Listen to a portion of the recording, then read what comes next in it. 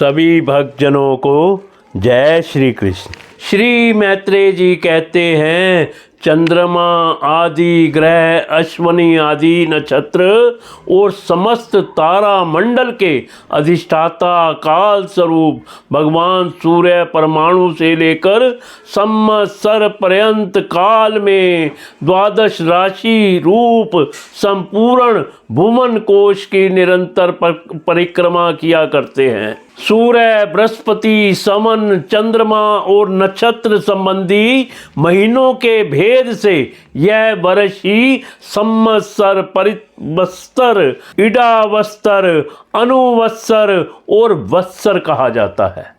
विदुर जी, इन 5 प्रकार के वर्षों की प्रवृत्ति करने वाले भगवान सूर्य की तुम उपहार आदि समर्पित करके पूजा करो। ये सूर्य देव पंचभूतों में से तेज स्वरूप है और अपनी काल शक्ति से बीज आदि पदार्थों की अंकुर उत्पन्न करने की शक्ति को अनेक प्रकार से कार्योन्मुख करते हैं।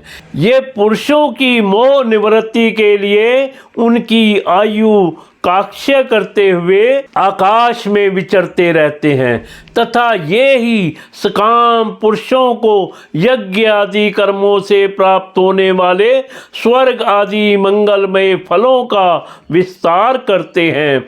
विदुर जी ने कहा, मुनिवर, आपने देवता, पितृ और मनुष्यों की परमायु का वर्णन तो किया, अब जो सनकादि ज्ञानी मुनिजन त्रिलोकी से बाहर कल्प से भी अधिक काल तक रहने वाले हैं, उनकी भी आयु का वर्णन कीजिए।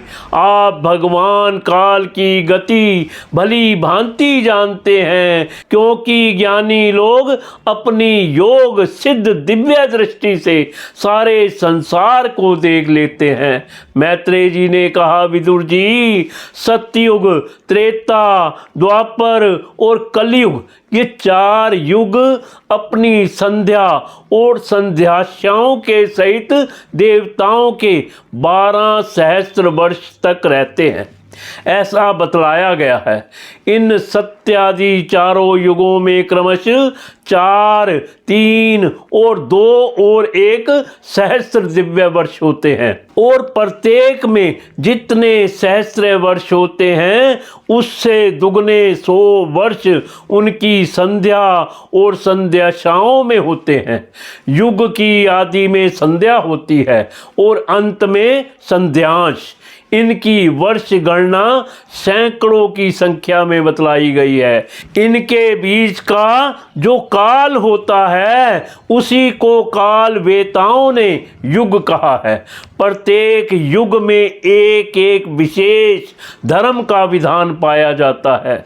सतयुग के मनुष्यों में धर्म अपने चारों चरणों से रहता है, फिर अन्य युगों में अधर्म की वृद्धि होने से उसका एक एक चरण क्षीण होता जाता है। प्यारे विदुर जी, त्रिलोकी से बाहर महलोक से ब्रह्मलोक पर्यंत यहाँ की एक सहस्त्र चतुर्युगों का एक दिन होता है और इतनी ही बड़ी रात्रि होती है जिसमें जगत कर्ता ब्रह्मा जी शयन करते हैं। उस रात्रि का अंत होने पर इस लोक का कल्प आरंभ होता है। उसका क्रम जब तक ब्रह्मा जी का दिन रहता है तब तक चलता है। उस एक कल्प में 14 मनु हो जाते हैं, अर्थात सतयुग में 4000 दिव्य वर्ष युग के और 800 संध्या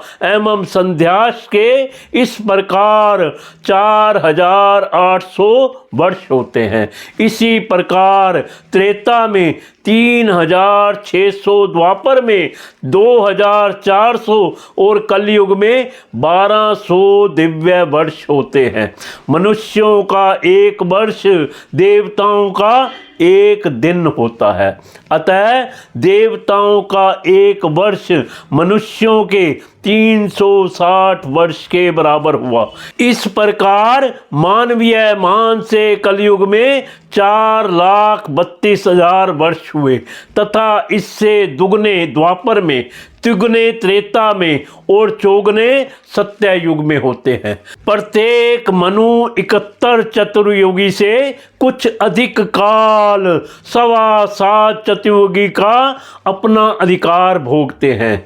प्रत्येक मनमंत्र में भिन्न भिन्न मनुवंशी राजा लोग, सप्त ऋषि, देवगण, इंद्र और उनके अनुयायी गंधर्वादी साथ साथ ही अपना अधिकार भोगते हैं। यह ब्रह्मा जी की प्रतिदिन की सृष्टि है जिसमें तीनों लोकों की रचना होती है। उसमें अपने अपने कर्मानुसार पशु, पक्षी, मनुष्य, पितर और देवताओं की उत्पत्ति होती है। इन मन मंत्रों में भगवान सत्वगुण का आश्रय ले अपनी मनु आदि मूर्तियों के द्वारा पौरुष प्रकट करते हुए इस विश्व का पालन करते हैं। काल कर्म से जब ब्रह्मा जी का दिन बीत जाता है तब वे तमो गुण के संपर्क को स्वीकार कर अपने सृष्टि रचना रूप पौरुष को स्थगित करके निश्चेष्ट भाव से स्थित हो जाते हैं। उस समय सारा विश्व उन्हीं में लीन हो जाता है। जब सूर्य और चंद्रमा आदि से रहित वह प्रलय रात्रि आती है तब वे भू, भुव, स्वः तीनों लोक उन्हीं ब्रह्मा जी के शरीर में छिप जाते हैं। उस अवसर पर तीनों लोक शेष जी के मुख से निकली हुई अग्नि रूप भगवान की शक्ति से जलने लगते हैं।